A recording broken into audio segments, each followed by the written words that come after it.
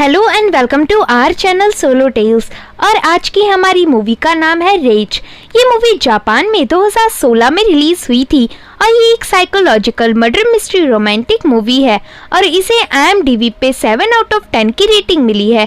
तो चलिए शुरू करते हैं मूवी की बेसिक प्लॉट लाइन। तो मूवी की शुरुआत में हम एक घर के अंदर दो कपल्स की डेड बॉडी को देख पाते हैं। यहाँ किलर ने इन दोनों कपल्स को ब्रूटली मारकर बाथरूम में छोड़ दिया था। इधर इन्वेस्टिगेशन टीम इसकी जांच पड़ताल करने आए थे। इस घर की हालत देखकर ऐसा लग रहा था जैसे किलर एक साइको है, क्योंकि घर में चारों तरफ खून फैला हुआ था। इधर इंस्पेक्टर जॉन जब फीमेल बॉडी को देखता है तो उसे पता चलता है कि उस लेडी को गला दबाकर मारा गया है और हस्बैंड को चाकू से स्टैब करके मारा गया है। वहीं इंस्पेक्टर शॉन बताता है कि मर्डर एक कंस्ट्रक्शन करने वाले बंदे ने किया है और घर में जबरदस्ती घुसने का भी कोई निशान नहीं है और नेबर्स ने भी चिल्लाने की कोई आवाज नहीं सुनी। आगे जब इंस्पेक्टर शॉन पूरे घर को देख रहा होता है तब उसकी नजर टेबल पर पड़े खाने पर जाती है और इसे देखकर ऐसा लग रहा था जैसे किसी सनकी इंसान ने खाया है। जिसके बाद शॉन को दरवाजे के पास एक चाकू मिलता है जिसे मर्डर किया गया था और तभी शॉन की नजर दरवाजे पर जाती है और वो जल्दी से इंस्पेक्टर जॉन को बुलाता है। और जब जॉन वहां आता है तब हम देख पाते हैं कि इस गेट पर खून से रेज लिखा हुआ था। रेज का मतलब होता है एंगर।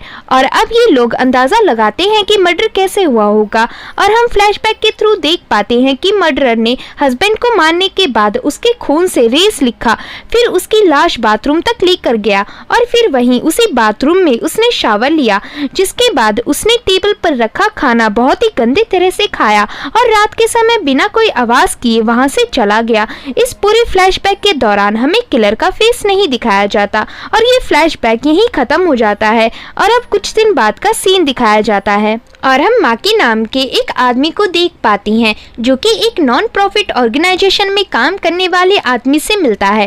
वो आदमी माकी को बताता है कि हमने आपकी बेटी को ढूंढ लिया है, पर जब हमने उसे ढूंढा तब तक काफी देरी हो चुकी थी। और अब हम माकी की बेटी इजुमी की फोटो देख पाते हैं और इससे हमें पता चलता है कि इजुमी एक प्रोस्टिट्यूट है। प्रोस्टिट्यूट उन्हें कहा जाता है जो पैसे लेकर फिजिकल होती हैं। इसके बाद माकी इजुमी को लेने जाता है। यहाँ एक कमरे में इजुमी सो रही होती है और तभी माकी उसके पास आता है, जिसे देख इजुमी होश में आती है और माकी उसे लेकर वहां से चला जाता है। जाते समय माकी इजुमी से वो क्या खाना चाहती है इस बारे में पूछता है और ये सीन इधर ही कट हो जाता है। अब सीन शिफ्ट होता है एक जापानीज के पब की तरफ। यहाँ पर हम किम को देख पाते हैं जो उसी पब में आए एक आदमी के साथ डांस करता है और फिर अपने दोस्तों के पास जाता है। इधर उसके दोस्त ड्रिंक कर रहे होती हैं। तभी एलेक्स जो कि किम का दोस्त होता है वो कहता है कि उसे इधर मजा नहीं आ रहा है। दरअसल एलेक्स की नहीं है, वो यहाँ किम और अपने दोस्तों की बात सुनकर आया था। तो किम उसकी बात सुनकर कहता है कि मुझे कहीं और जाने का मन नहीं है, मैं कुछ दिनों से अपने ऑफिस में ओवर टाइम कर रहा हूँ, इसलिए मैं घर जाकर आराम करना चाहता हूँ। लेकिन किम के बाकी दोस्त बोलते हैं कि तुम झूठ बोल रहे हो। जिसके बाद ये सीन इधर ही कट हो जाता है और अब हम किम को एक हॉस्पिटल में देख पाते हैं जो अपनी बीमार मॉम से मिलने आया था। किम एक गे है और उसकी लाइफ में उसके मॉम के अलावा कोई दूसरा पर्सन नहीं है। किम अपनी मॉम की हालत को देखकर बहुत बुरा महसूस करता है और अब सीन शिफ्ट होता है एलिस और साकुरो पर। ये दोनों साकुरो के फादर के बोट से एक वीरान पड़ी आइलैंड में जाती हैं। यहाँ एलिस इस आइलैंड में घूमने के लिए साकुरो से पूछती है, पर साकुरो बोलता है कि वो थोड़ा थका हुआ है इसलिए वो यहीं रहकर आराम करना चाहता है। तो ये सुन एलिस अकेले ही आइलैंड को देखने निकल जाती है। एलिस थोड़ी दूर जाती है तब उसे एक वीरान पड़ा खंडर दिखता है। एलिस उस खंडर के पास जाती है और तभी उसे एक आदमी दिखता है, जिसे देख एलिस घबरा जाती है। इस अनजान आदमी का नाम सुजुकी होता है। एलिस पूछती है कि तुम इस वीरान आइलैंड में क्या कर रहे हो। तो सुजुकी बताता है कि वो यहाँ कुछ लोगों के साथ उनकी बोट में 3-4 दिन पहले आया था और अब वो इधर अकेला है। तो एलिस बताती है कि वो भी अपने दोस्त साकुरो के साथ इस आइलैंड में घूमने आई है और ये सीन इधर ही कट हो जाता है। इसके बाद हम फिर से इजुमी और माकी को देख पाते हैं। यहाँ माकी स्टेशन से उतरने के बाद बाहर जाता है, जहाँ पर उन्हें लेने इजुमी की बुआ और उनकी बेटी आए थे। यहाँ इजुमी की बुआ इजुमी से थोड़ा रूड बिहेव करती है क्योंकि इजुमी घर से भाग गई थी और फिर कुछ लोगों ने इजुमी को जबरदस्ती प्रोस्टिट्यूट बना दिया। इसे सुन माकी इजुमी की बुआ को डांटता है और घर चलकर बात करने को कहता है। इसके बाद रास्ते में इन लोगों को हिरोशी दिखता है। इतनी बारिश में हिरोशी को जाता देख इजुमी की बुआ गाड़ी रोकती है और हिरोशी से पूछती है कि तुम कहाँ जा रहे हो, तो हिरोशी बताता है कि वो दुकान कुछ खरीदने जा रहा है। इसके बाद माकी हिरोशी से उसके काम से रिलेटेड बातें करता है। एक्चुअली माकी और हिरोशी एक ही जगह काम करती हैं, लेकिन हिरोशी एक टेम्पररी वर्कर है। इसके बाद ये लोग अपनी गाड़ी लेकर निकल जाती हैं। इजुमी की बुआ बताती है कि हिरोशी तुम्हारे भागने के 1 महीने बाद यहाँ आया था और उसे इधर आए 2 महीने हो गए हैं, लेकिन फिर भी हम हिरोशी के बारे में ज्यादा कुछ नहीं जानते क्योंकि वो किसी से ज्यादा बात नहीं करता और अपने में ही गुमसुम रहता है। इसके बाद सीन शिफ्ट होता है पुलिस स्टेशन की तरफ। यहाँ टेलीविजन में न्यूज रिपोर्टिंग चल रही होती है। न्यूज रिपोर्टर बताती है कि सारा और बेन का मर्डर हुए पूरे 1 साल हो गया है और अभी तक पुलिस हत्यारे का पता नहीं लगा पाई है। घर के अंदर जो फिंगरप्रिंट मिले हैं उससे पता चलता है कि मर्डर का नाम यामिगामी है और वो अभी तक फरार है। यहाँ जिस मर्डर की रिपोर्टिंग हो रही है वही मर्डर सीन हमें मूवी की स्टार्टिंग में दिखाया गया था। पुलिस वालों को ऐसा लगता है कि इतने समय बीत जाने के बाद अभी तक तो यामिगामी ने अपना नाम और हुलियत चेंज कर लिया होगा या फिर प्लास्टिक सर्जरी करवा ली होगी, इसलिए पुलिस वाले ऐसा अज्यूम करती हैं कि अगर यामिगामी अपनी प्लास्टिक सर्जरी करवा लेता है तो वो फोटो में दिखाए गए इन 3 लोगों जैसा ही दिख सकता है, क्योंकि उसके फेशियल स्ट्रक्चर के हिसाब से प्लास्टिक सर्जरी के बाद उसके ऐसा दिखने के चांसेस है और इसका पोस्टर पुलिस वाले हर जगह लगवा देती हैं। इसके बाद सीन आता है टोक्यो के गे बाथ हाउस की तरफ, जहाँ पर हम वापस से किम को देख पाते हैं। यहाँ पर बहुत सारे गे इंटीमेट हो रहे होते हैं। वहीं पर किम को गोजो दिखता है, जिसे देख किम उसके पास जाता है और जबरदस्ती इंटीमेट होता है। हालांकि गोजो किम के साथ इंटीमेट नहीं होना चाहता था। वहीं दूसरी तरफ यामिगामी जैसा दिख सकता है उसकी फोटो पूरे न्यूज चैनल में टेलीकास्ट हो रही होती है और यहाँ इंटीमेट होने के बाद किम गोजो को अपने साथ खाने के लिए इनवाइट करता है और अब ये दोनों एक रेस्टोरेंट में जाकर खाना खाते हैं। यहाँ खाते समय किम गोजो से उसकी एज और वो कहाँ रहता है और क्या करता है ऐसे सवाल पूछता है, लेकिन गोजो उसका जवाब नहीं देता। फिर गोजो और किम की नज़र न्यूज़ पर जाती है जहाँ पर यामिगामी की ही न्यूज़ चल रही होती है। ये न्यूज़ देखने के बाद गोजो अपनी एज 28 बताता है और कहता है कि वो कुछ दिन पहले ही इधर आया है, इसलिए उसके पास कहीं रहने की जगह और नौकरी नहीं है। इस कारण से वो गे बाथ हाउस में लोगों से छिपकर रह रहा था।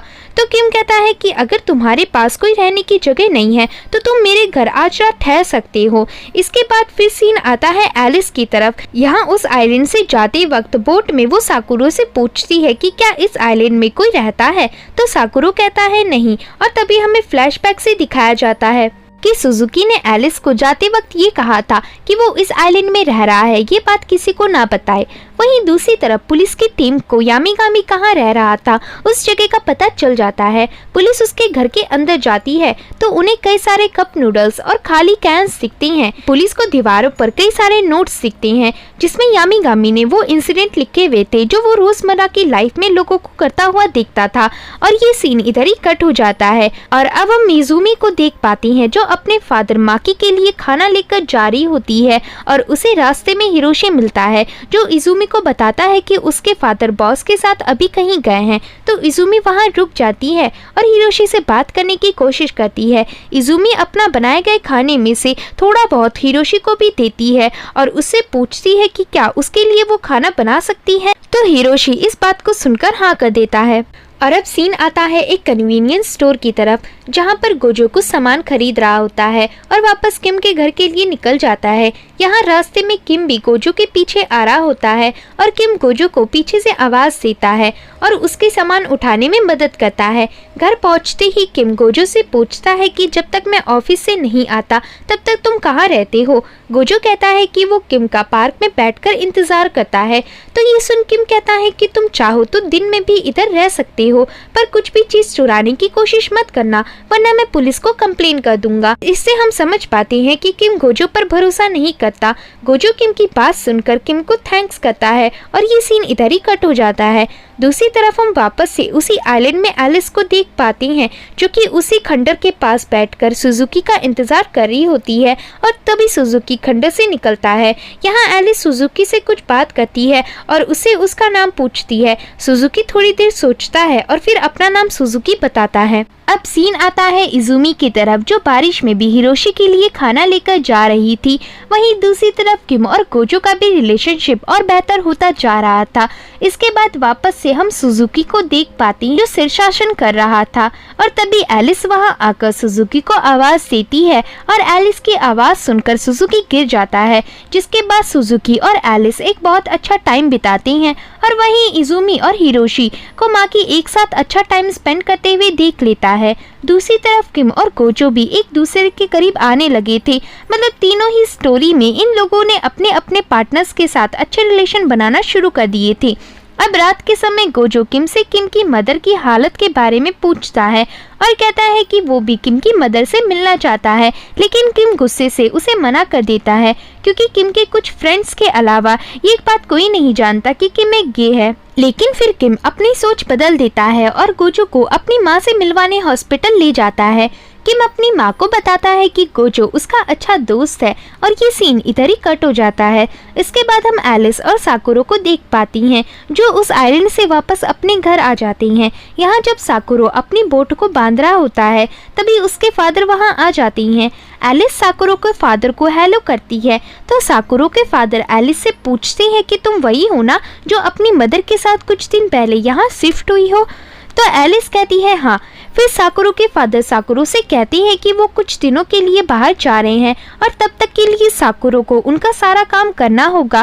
तो साकुरो मान जाता है और उसके फादर वहां से चले जाती हैं। अपने फादर के जाने के बाद साकुरो एलिस से सैटरडे को उसके साथ बाहर घूमने के लिए इनवाइट करता है, तो एलिस मान जाती है। एक्चुअली साकुरो एलिस को पसंद करने लगा था। दूसरी तरफ हिरोशी भी इजुमी के घर जाता है। हिरोशी को देखकर माकी उसे अंदर बुलाता है। इधर माकी हिरोशी से पग वगैरह के बारे में बात करता है, तो माकी की बातों को समझते हुए हिरोशी कहता है कि मुझे पता है आप मुझसे क्या कहने की कोशिश कर रहे हैं। मुझे इजुमी के पास्ट के बारे में इजुमी ने पहले ही बता दिया था और मुझे इससे कोई फर्क नहीं पड़ता।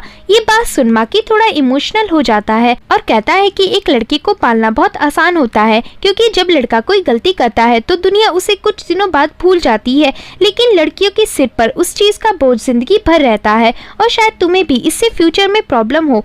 तो हिरोशी कहता है नहीं, मैं इजुमी के साथ हर वो बात शेयर कर पाता हूँ जो मैं किसी दूसरे के साथ नहीं कर पाता। इजुमी का साथ मुझे बहुत अच्छा लगता है। हिरोशी के इतना कहते ही इजुमी वहाँ आ जाती है और हिरोशी और इजुमी दोनों बाहर घूमने चले जाते हैं। दूसरी तरफ गोजो रोज किम की मॉम का ख्याल रखने हॉस्पिटल आने लगा था और गोजो और किम की मॉम के बीच की बॉन्डिंग और भी अच्छी होने लगी थी। वहीं पर किम गोजो को एक नया फोन गिफ्ट करता है और ये सीन भी इधर ही कट हो जाता है। इसके बाद हम एलिस और साकुरो को देख पाती हैं।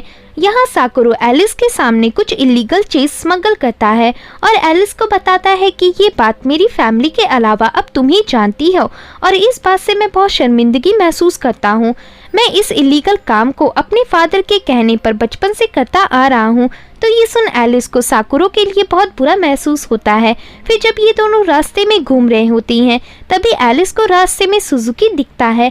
एलिस सुजुकी के पीछे जाती है और उसे आवाज देती है। यहाँ एलिस साकुरो को सुजुकी से इंट्रोड्यूस कराती है। इसके बाद ये लोग एक होटल जाकर ड्रिंक करती हैं। यहाँ साकुरो कुछ ज्यादा ही पी लेता है और बताता है कि वो एलिस को लाइक करता है। यहाँ सुजुकी एलिस से उसके बारे में पूछता है। एलिस बताती है कि वो कुछ दिनों पहले ही इधर शिफ्ट हुई है, क्योंकि उसकी मदर एक सिंगल पेरेंट है, इसलिए वो जहाँ पहले रहती थी वहाँ के लोग एलिस की मदर को बुरी नज़रों से देखते थे, इसलिए वो यहाँ अपनी मदर के साथ आ गई। इसके बाद ये तीनों उस रेस्टोरेंट से निकल जाती हैं। बाहर जब एलिस सुजुकी से बात कर रही होती है, तभी साकुरो इतने नशे में होता है कि वो वहाँ से कहीं चला जाता है। और क्योंकि सुजुकी को एलिस ने कहा था कि वो साकुरो के साथ चली जाएगी, तो सुजुकी भी वहाँ से चला गया था। सुजुकी के जाते ही एलिस साकुरो का पीछा करती है है और वो गलती से यूएस आर्मी के टेंट के पास चली जाती है जहाँ पर सारे लोगों ने शराब पी रखी थी। वो लोग एलिस को अप्रोच करने की कोशिश करते हैं पर एलिस वहाँ से भाग जाती है। एलिस को लगता है कि वो बच गई, लेकिन तभी उसे कोई पीछे से खींच लेता है और ये सीन इधर ही कट हो जाता है। दूसरी तरफ हॉस्पिटल में किम की मदर की मौत हो जाती है और यहाँ गोजो उसकी बहुत हेल्प करता है और उसे इमोशनल सपोर्ट भी देता है। जिसके बाद फिर से सीन आता है एलिस की तरफ, जिसे 2 यूएस आर्मी के लोगों ने जबरदस्ती पकड़ लिया था और वो लोग इतने नशे में थे कि उन्होंने एलिस का रेप कर दिया था। और हम देख पाती हैं कि ये सब होता साकुरो छिपकर देख रहा था क्योंकि वो आर्मी के लोगों से डरकर एलिस को बचा नहीं पाया। और तभी कोई जोर जोर से पुलिस चिल्लाता है, जिसे सुन वो दोनों आर्मी वाले वहाँ से डरकर भाग जाती हैं और उन दोनों के जाते ही साकुरो जल्दी से एलिस के ऊपर एक कपड़ा डालता है। एलिस वहाँ बहुत रो रही होती है और बार बार यही कह रही होती है कि ये बात किसी को मत बताना, जिसे सुन साकुरो भी रोने लगता है। उसके अंदर इस बात की गिल्टी होती है कि वो डर के कारण एलिस को बचा नहीं पाया। वहीं अगले दिन एलिस इस बात को लेकर साकुरो के सामने बहुत रोती है। एलिस साकुरो को बहुत बुरा भला कहती है और फिर एलिस अपनी माँ के साथ थोड़ा समय बिताती है। वहीं कुछ दिन बाद साकुरो उसी आइलैंड में सुजुकी से मिलने जाता है। यहाँ सुजुकी पूछता है कि क्या उस दिन तुमने सेफली एलिस को घर छोड़ दिया था, तो साकुरो हिचकिचाते हुए कहता है हाँ। साकुरो के बिहेवियर को देखकर सुजुकी बोलता है तुम डरो मत, तुमने उस दिन कुछ ज्यादा ही पी ली थी, इस कारण से एलिस तुमसे नाराज नहीं होगी। सुजुकी साकुरो को कंफर्टेबल फील करवाने की कोशिश करता है। साकुरो पूछता है कि क्या तुम्हें इस जगह पर रहने की आदत हो गई है, तो सुजुकी बोलता है वो एक ऐसा इंसान है जो कहीं पर भी आसानी से रह सकता है। इसके बाद सीन आता है किम की तरफ, जो कि अपनी माँ के ग्रेवयार्ड के पास जाकर बैठ जाता है। यहाँ किम गोजो से माफ़ी मांगता है क्योंकि किम ने गोजो को उसकी माँ का फ्यूनरल अटेंड करने से मना कर दिया था। किम ने ऐसा इसलिए किया था क्योंकि फ्यूनरल में उसके सारे रिलेटिव्स और फ्रेंड्स वहाँ आए थे और किम नहीं चाहता था कि उसके गे होने का राज किसी को पता चले। आगे किम कहता है कि जापान में फैमिलीज ही एक दूसरे की ग्रेवयार्ड को शेयर करती है और अगर तुम कभी मरे तो मैं चाहता हूँ कि तुम्हारी कब्र मेरी कब्र के पास खुदी। तो ये सुन गोजो हाँ में जवाब देता है और ये सीन भी इधर ही कट हो जाता है। दूसरी तरफ इजुमी अपने फादर से कहती है कि वो हिरोशी के साथ रहना चाहती है, तो माकी कहता है क्या सच में तुम और हिरोशी एक दूसरे से बहुत प्यार करते हो, तो इजुमी कहती है हाँ और ये सीन भी इधर ही कट हो जाता है। अब हम एक रेस्टोरेंट में सुजुकी को देख पाती हैं। यहाँ सुजुकी काम करता है और इस रेस्टोरेंट में साकुरो भी उसके साथ आया होता है। यहाँ रात के समय साकुरो सुजुकी को बताता है कि उसके क्लास में एक लड़का पढ़ता है जो कि उसका दोस्त है। उस लड़की के बहन के साथ कुछ फॉरेनर लोगों ने रेप करके उसे छोड़ दिया। जब उसके भाई ने ये बात पुलिस को बताने को कहा तो उसकी बहन ने बदनामी के कारण ये बात किसी को ना बताने को कहा। आगे साकुरो बताता है कि वो लड़का मेरा अच्छा दोस्त है, इसलिए उसने मुझे ये बात बताई। तो सुजुकी सिंपैथी जताते हुए कहता है कि जो उस लड़की के साथ हुआ वो बहुत ही बुरा था और इस चीज को एक्सेप्ट करना एक लड़की के लिए बहुत मुश्किल होता है। सुजुकी साकुरो की बात सुनकर उसे बुरा ना फील करने को कहता है क्योंकि जो हो गया वो अब कोई नहीं बदल सकता। वहीं अगले दिन माकी हिरोशी और अपनी बेटी इजुमी के लिए घर देखने जाता है। यहाँ माकी के साथ हिरोशी भी होता है। घर का मालिक हिरोशी से पूछता है कि तुम पहले कहाँ रहते थे, तो हिरोशी कहता है कि वो टोयायामा नाम की जगह पर रहता था। ये सुन माकी को हिरोशी पर शक होता है और वो ऑफिस में जाकर हिरोशी की फाइल चेक करता है और हिरोशी इससे पहले कहाँ काम करता था उस जगह को ढूंढने निकल जाता है। और रात के समय जब वो वापस आता है तो इजुमी को बोलता है कि हिरोशी ने हमसे झूठ बोला है। वहीं दूसरी तरफ किम, जो कि अपनी दोस्तों के साथ कॉल पर रास्ते में बात कर रहा था, उसे उसके दोस्त बताते हैं कि आजकल टोक्यो में मर्डर और चोरी के केसेस बहुत बढ़ गए हैं। और तभी किम की नज़र एक रेस्टोरेंट पर जाती है और वो उस रेस्टोरेंट में गोजो को एक अनजान लड़की के साथ देखता है और ये देख किम को बुरा लगता है और वो बहुत जेलस फील करता है। फिर वो रात को गोजो जब घर आता है तो किम डायरेक्ट गोजो से उस लड़की के बारे में पूछता है, लेकिन गोजो यहाँ कुछ छिपाने की कोशिश में उसे कुछ नहीं बताता। किम कहता है शायद तुम बायसेक्सुअल हो, हो, इसलिए तुम लेडी और मैन दोनों की तरफ अट्रैक्ट होते हो, पर मुझे लगता है तुम मेरे साथ गलत कर रहे हो, तुम मुझसे चीटिंग कर रहे हो। दूसरी तरफ माकी इजुमी को बताता है कि जहाँ पर हिरोशी पहले काम करता था, आज मैं वहाँ गया था और मुझे पता चला कि हिरोशी वहाँ नाम बदल कर रह रहा था। तो ये सुन इजुमी घबरा जाती है और रोते हुए कहती है, आपने ऐसा क्यों किया?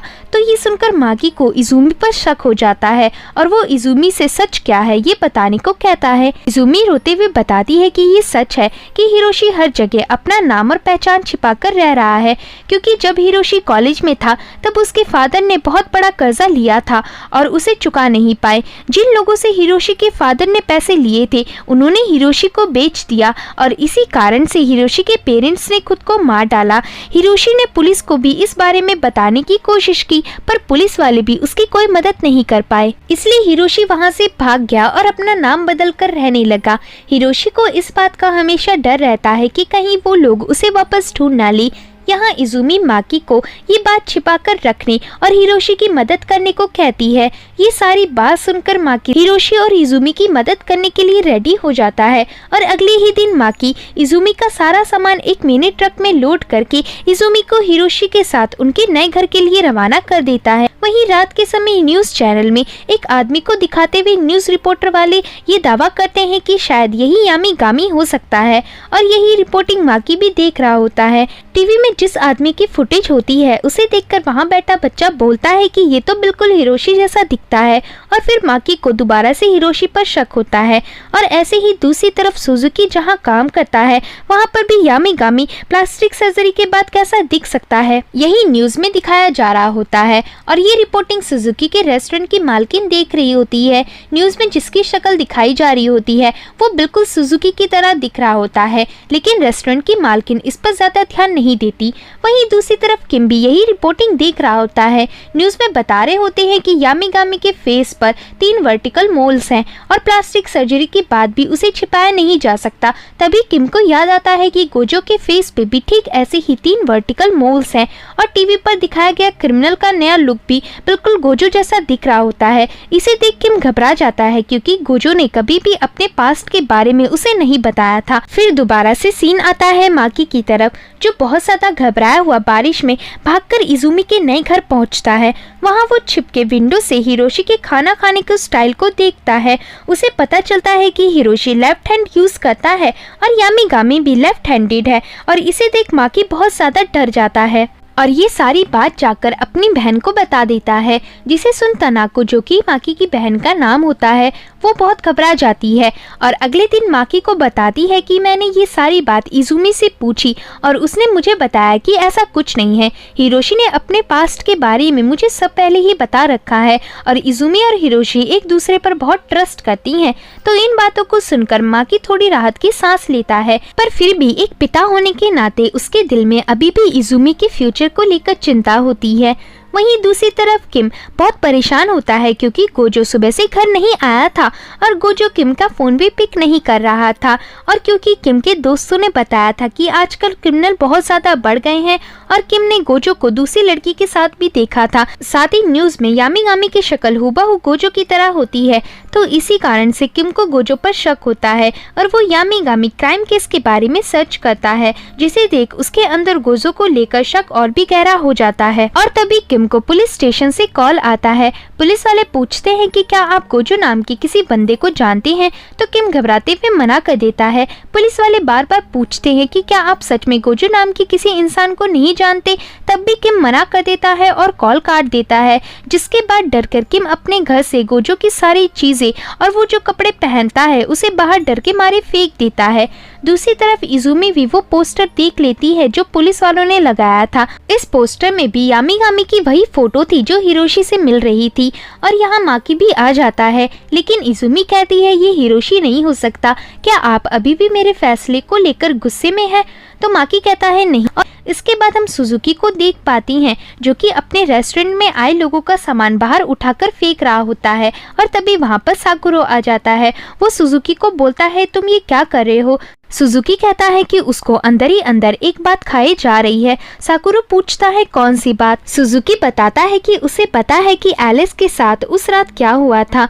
सुजुकी कहता है कि उस दिन उसे लगा कि जरूर कुछ गड़बड़ है, इसलिए वो एलिस के पीछे गया। उसने देखा कि कुछ यूएस आर्मी के लोग एलिस का रेप कर रहे हैं। उन्हें देख उसके पैर कांपने लगे। उसका दिमाग बिल्कुल ब्लैंक हो गया था। उसे वहाँ कुछ समझ नहीं आ रहा था, इसलिए वो जोर जोर से पुलिस पुलिस चिल्लाने लगा। और जब वे लोग एलिस को छोड़कर वहाँ भाग गए तो मैंने उनका पीछा किया। वो लोग बहुत दूर जा चुके थे और जब मैं वहाँ वापस आया तो मैंने तुम्हें देखा। वहाँ एलिस दर्द के मारे रो रही थी और बस यही बोले जा रही थी कि ये बात किसी को मत बताना। ये सारी बात सुनकर साकुरो रोने लगता है और अब उसे अपने अंदर बहुत ज़्यादा गिल्टी महसूस होता है और सुजुकी को भी बहुत बुरा लगता है। इसके बाद सीन आता है किम की तरफ, जो कि बार में होता है। उसे यहाँ पर गोजो की बहुत याद आ रही होती है और वो गोजो के साथ बिताए गए पल याद कर रहा होता है। वहीं रात के समय सुजुकी अपने रेस्टोरेंट में तोड़फोड़ मचाकर वहां से अपना सामान लेकर भाग जाता है। दूसरी तरफ पुलिस को यामिगामी के साथ काम करने वाले एक आदमी के बारे में पता चलता है, जो कि जेल में होता है। इस आदमी का नाम विल होता है। इंस्पेक्टर जॉन उससे पूछताछ कर रहा होता है कि तभी उसे एक कॉल आता है और अब सीन जाता है सीधा इजुमी की तरफ, जो कि बहुत तेज बारिश में अपने फादर के घर जाती है और रोते हुए बताती है कि जब उसने वो पोस्टर देखा तो उसे हिरोशी पर शक हो गया और आज उसने पुलिस को कॉल करके ये बता दिया है कि शायद हिरोशी ही यामिगामी है। माकी पूछता है कि अब हिरोशी कहाँ है। इजुमी बोलती है कि वो अब यहाँ से भाग गया है। इसके बाद हमें साकुरो को दिखाया जाता है, जो कि अपनी बोट को लेकर वापस उसी आइलैंड में जाता है जहाँ सुजुकी रह रहा होता है। दूसरी तरफ जेल में विल बताता है कि जिस दिन यामिगामी ने उस हस्बैंड वाइफ का मर्डर किया था, उस दिन सुबह हमारे बॉस ने उसे कंस्ट्रक्शन के काम के लिए एक घर का एड्रेस दिया था, लेकिन यामिगामी को वो नहीं मिला। जब यामिगामी ने बॉस को कॉल किया तो उसने बोला कि उससे कोई गलती हो गई है और बिना माफ़ी मांगे बॉस ने कॉल काट दिया और इस कारण यामिगामी को बहुत गुस्सा आया। उस दिन बहुत ही ज़्यादा गर्मी थी, इसलिए यामिगामी एक घर के पास जाकर बैठ गया। फिर अचानक से जिस घर के सामने वो बैठा था, उस घर की मालकिन ने यामिगामी को देखा और वो कोई और नहीं बल्कि सैरा थी। सैरा को यामिगामी पर दया आ गई और सैरा ने यामिगामी को एक कोल्ड ड्रिंक ऑफर की और यही सैरा की बहुत बड़ी गलती थी, क्योंकि यामिगामी को उसके प्रति दया दिखाने वाले लोग बिल्कुल भी अच्छे नहीं लगते और इसी वजह से सैरा और उसके हस्बैंड को यामिगामी ने मार डाला। इसके बाद सीन आता है इजुमी की तरफ, जिसके घर पुलिस आ चुकी होती है।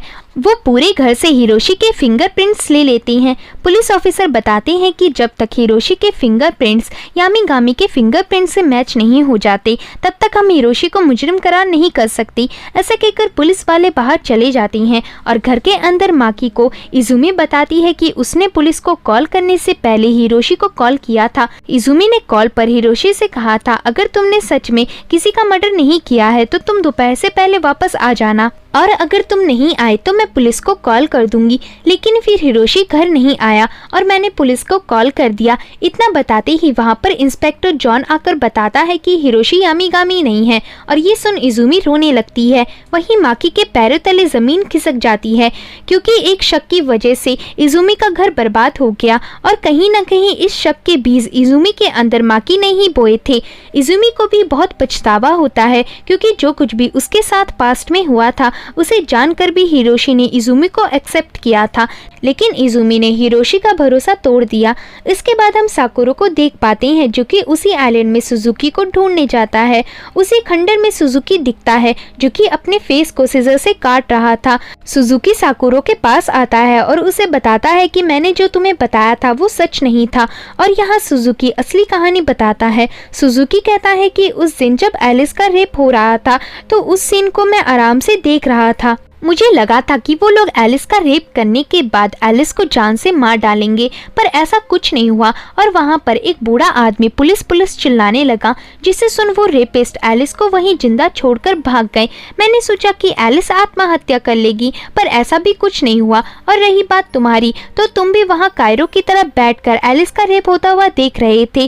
तो ये सुनकर साकुरो बोलता है कि तुम ये सब झूठ बोल रहे हो। तो ये सुन सुजुकी, जो कि पागलों की तरह हंस रहा होता है, वो वो जल्दी से खड़ा होकर अपने सामने वाली दीवार पर रेज लिखने लग जाता है और अब हम समझ पाते हैं कि असली यामिगामी और कोई नहीं बल्कि सुजुकी है और वो इधर इसलिए रह रहा है ताकि वो पुलिस वालों से छिप सके। सुजुकी बिल्कुल पागल हो गया था। पहले तो वो साकुरो को गले लगाता है और फिर साकुरो को अपने से दूर फेंक देता है और खुद को शांत करने के लिए वापस शीर्षासन करने लगता है। यहाँ साकुरो को बहुत बुरा फील होता है और साथ ही उसे सुजुकी पर भी बहुत गुस्सा आता है, क्योंकि अगर उस दिन सुजुकी साकुरो की मदद करता तो शायद एलिस के साथ ऐसा कुछ नहीं होता। इसी गुस्से में साकुरो सुजुकी की कैंची सुजुकी के ही पेट में स्टैब कर देता है और हम देख पाते हैं कि एलिस के साथ जो कुछ भी हुआ था उस बारे में सुजुकी ने दीवार पर लिखा हुआ था, जिसे देखकर साकुरो उसे मिटाने की कोशिश करता है और सुजुकी, जिसका बहुत खून बह चुका था, वो उस खंडर से निकलकर बाहर जाता है और उसकी मौत वहीं हो जाती है और ये सीन भी इधर ही कट हो जाता है। इसके बाद हम किम को देख पाते हैं जो कि उसी अनजान लेडी से कॉन्टेक्ट करके कैफे में बुलाता है। ये वही लेडी होती है जिसके साथ किम ने गोजो को देखा था। वो लेडी अपना नाम रैन बताती है।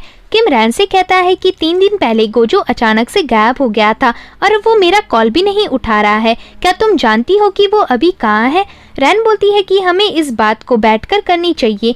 यहाँ रैन बताती है कि वो और गोजो दोनों भाई बहन की तरह हैं, क्योंकि गोजो और रैन ऑर्फनेज में ही रहा करते थे और फिर हम दोनों कुछ समय बाद अलग हो गए। लेकिन फिर एक दिन मेरी मुलाकात गोजो से हुई और हम दोनों ने खूब बात की। गोजो के फेस पर मैंने पहली बार खुशी देखी थी। गोजो ने मुझे बताया कि उसे एक ऐसा इंसान मिल गया है जो कि उसके गे होने के कारण भी उसे एक्सेप्ट कर रहा है और अब वो अपनी लाइफ में बहुत खुश है।